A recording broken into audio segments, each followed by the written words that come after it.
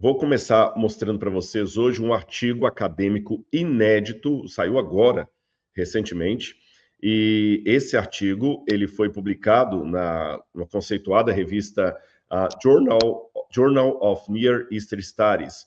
É um artigo de Stephen Compton, onde ele fala dos relevos da Sala do Trono de Senaqueribe sobre Israel e a identificação errada da cidade de Urshu. Eu vou falar sobre isso para vocês. É um artigo denso, é um artigo acadêmico, e o que eu vou fazer? Eu vou pegar esse artigo e traduzir para vocês numa linguagem que todo mundo entenda, tá certo? Fácil de todo mundo entender. Uma das coisas que eu procuro fazer, e eu louvo a Deus quando as pessoas me dão feedback disso, é pegar uma coisa técnica, acadêmica, e colocar numa linguagem que o leigo na área possa compreender. Eu acho que facilita bastante. Um artigo indexado, quando você lê em inglês a palavra review pode ser tanto uma revisão, como pode ser uma revista. Uma revista. Você tem, então, review, que é uma revista. Você tem magazine, que é uma revista dessas antigas de banca, revista de variedades. E você tem o journal. Journal não é jornal, como a gente tem no Brasil. Um journal é aquele que nós chamamos no Brasil de revista indexada. É uma revista acadêmica que você escreve, ela é avaliada por pareceristas, por pessoas que são da área, e quando a gente publica artigo numa revista indexada, isso é muito bom para o currículo do acadêmico. No Brasil, nós temos o currículo Lattes, eu tenho meu currículo Lattes, e sempre a coordenação do curso de mestrado onde eu dou aula pergunta, escuta, vocês estão publicando porque o Lattes tem que ser abastecido. O último artigo que eu publiquei numa revista acadêmica foi agora, no mês de janeiro. Então, a gente tem que publicar. São artigos sérios, eles são mandados para a revista, então não é um artigo popular. Agora, como a gente escreve para uma revista acadêmica em linguagem muito técnica, o que eu vou fazer com esse artigo do Compton é traduzir para vocês em linguagem simples. Ele fala da cidade de Nínive. Então, vou começar contando a história da escavação de Nínive. Nínive foi a antiga capital do reino da Assíria. Lembra do livro de Jonas, que Jonas foi mandado por Deus a pregar em Nínive? Ele fugiu para Jope? Não, foi para Jope, depois ele fugiu para Tarsis. Ele iria de Jope para Nínive, e ele resolveu ir para Tarsis, a história do profeta Jonas. Pois é aquela Nínive ali. Nínive também mencionada em alguns profetas menores ali. Nínive era a capital do famigerado Império da Assíria. Poderoso, perigoso, violento, inimigo do povo de Deus.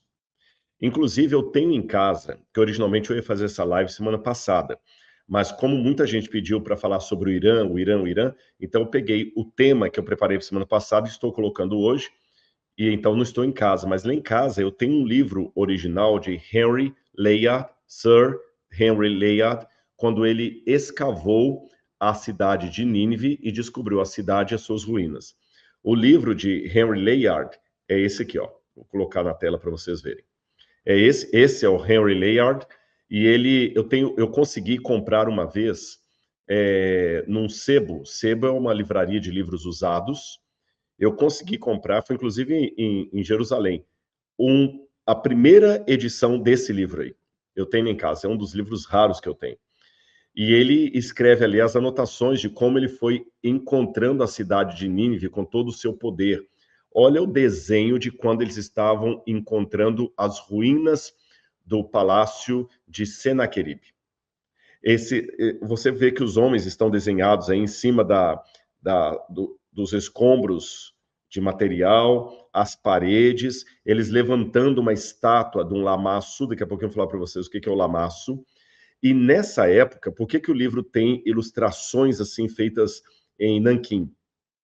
Era muito cara a fotografia nessa época. Eu estou falando de uma descoberta do século XIX, quando a máquina fotográfica ainda estava sendo inventada. Era muito caro tirar uma fotografia.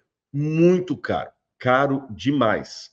Tirar uma fotografia na época era quase como que, digamos, viajar de primeira classe para a Austrália.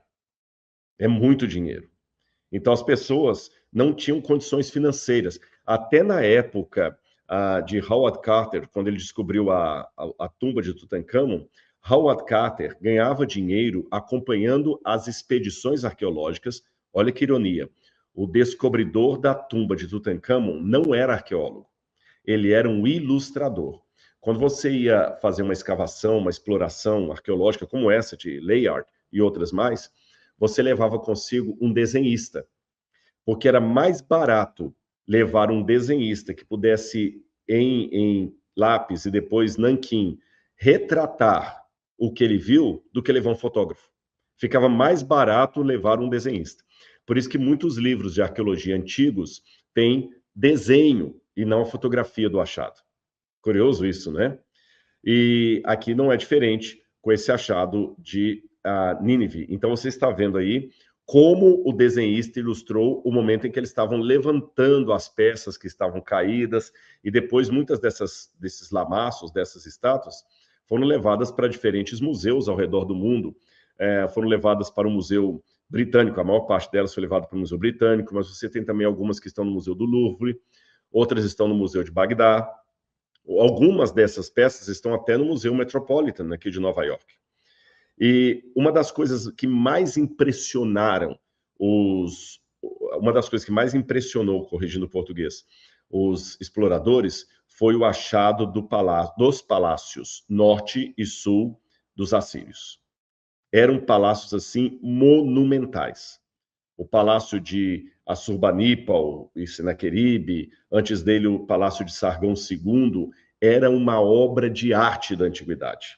Sabe, algo de 2000 anos e que ainda impressionava aqueles que o encontraram. Agora que eu contei para vocês um pouco sobre o achado arqueológico daquela época, eu vou mostrar para vocês o recorte geográfico de onde isso aconteceu, para você entender também a história de Jonas, a história dos assírios atacando Jerusalém e tudo mais. Vamos aqui, ó. Esse é um mapa do atual Iraque, tá bem? E você está vendo onde está escrito Khorshab, tá vendo? Khorshab, Nínive e Mossul. Estão vendo aí? Khorshab, Nínive e Mossul. Aqui você tem Khorshab e Nínive, foram duas capitais do antigo Império Assírio. Assim como o Brasil teve, no princípio, a capital do Brasil era Salvador, depois passou a ser Rio de Janeiro e, finalmente, Brasília, assim também aconteceu com o Império da Assíria. Houve uma época que a capital era Khorshab, depois passou a ser Nínive. O nome atual, Dur-Sharrukin, ou em Nínive, fica perto de Mossul. E nesse mapa menor aí que está em branquinho, você tem o país como um todo, e a parte que está de vermelho ali, o retângulo, é o recorte de onde eu estou falando com vocês, que aconteceram esses achados e o que foi encontrado ali.